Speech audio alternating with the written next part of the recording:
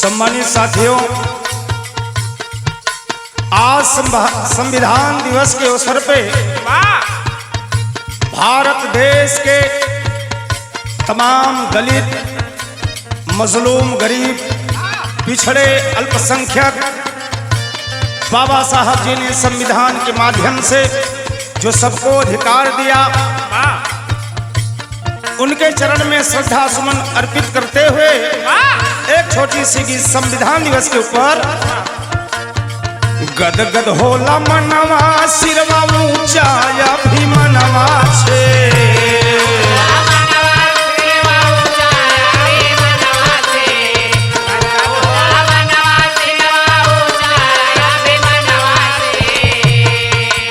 चाहे दलित हो, पिछड़े हो, शोषित हो, वंचित हो, गरीब हो, बाबा साहब जी संविधान के माध्यम से सबको अधिकार दिए।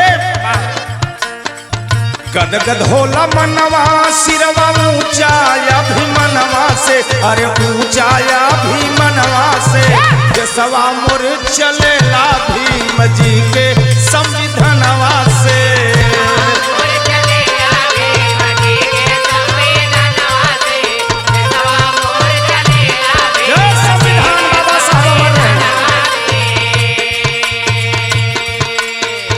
बड़ा मुश्किल से मिलल देश का आजादिया,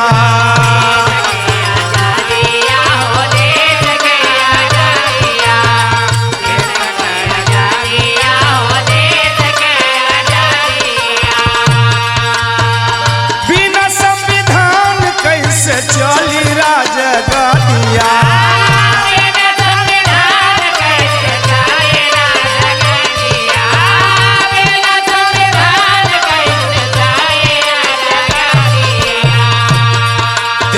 सामने समस्या था, कमवा कठिन राह सूझे ना नयनवा से,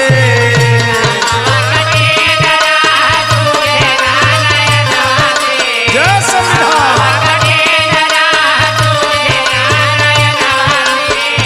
कमवा कठिन राह सूझे ना नयनवा से, अरे सूझे ना नयनवा से, जसवा मोर चलेला भीम जी के संविधानवा से। बाबा साहब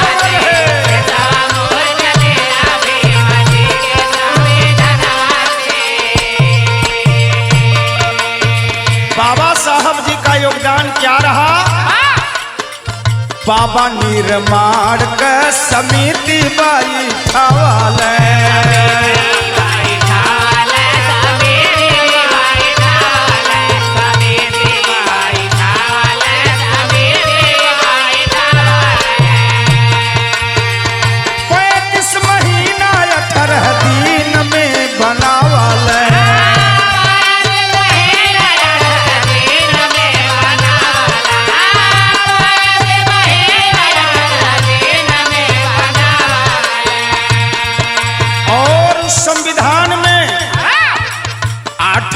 सूची 22 खंड योगदानवा से,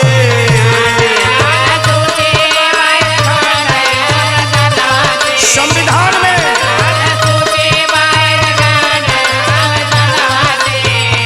8 सूची 22 खंड योगदानवा से, खंड योगदानवा से, जसवा मोर चलेला भीम जी के संविधानवा से।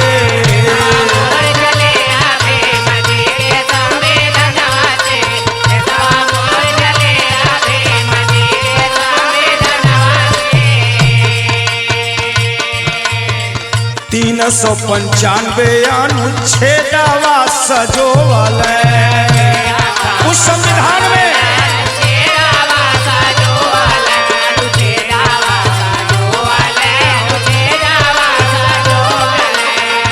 एक 1,45,000 शब्द के पीरो वाले, 1,45,000 शब्द के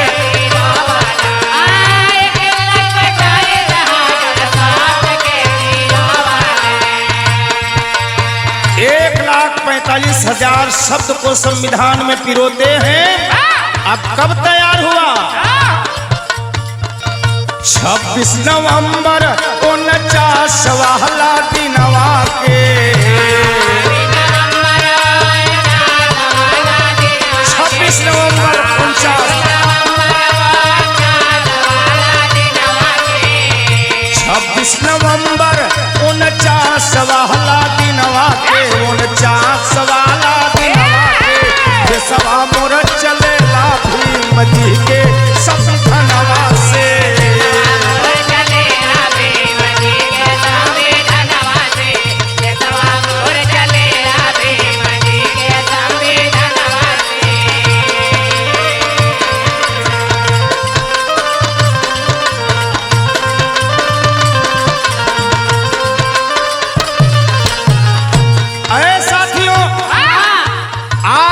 संविधान के तहत सबको हक हकूक मिल रहा है।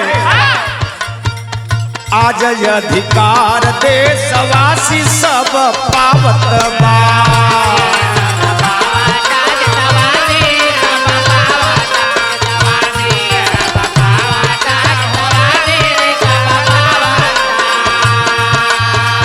बाबा भीमराव के गुणगान लोगवा गावत बा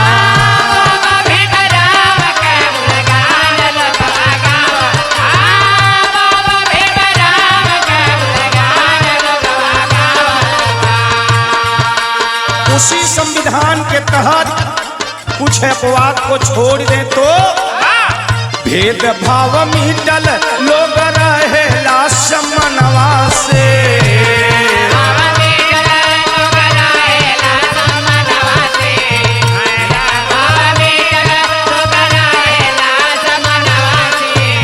भेदभाव मिटल लोग रहेला समनवा से अरे रहेला समनवा सवा मोर चलेला भीम जी के संविधानवा से बाबा साहब रहे संविधानवा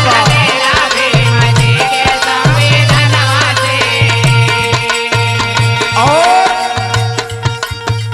26 जनवरी के लागू हो गई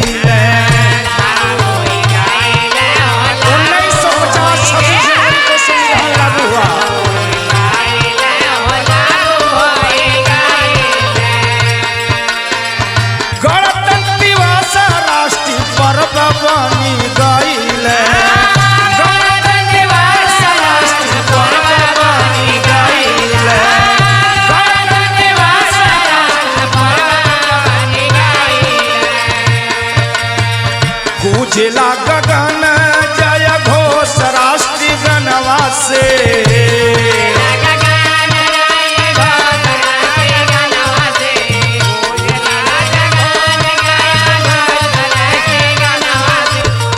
गुजला